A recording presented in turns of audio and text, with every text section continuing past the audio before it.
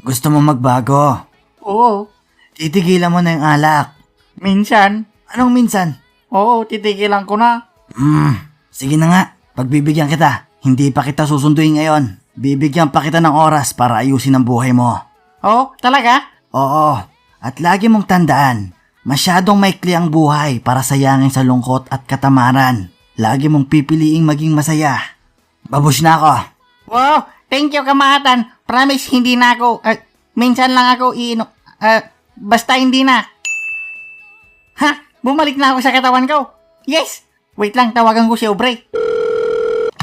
Hello, Aubrey. May gusto lang sana akong sabihin sa'yo, okay? Makinig ka. Nakausap ko si Kamatayan kanina. Binigay niya ako ng second chance. At gusto ko lang sabihin sa'yo, sorry kung masyada akong naging sakit sa ulo mo.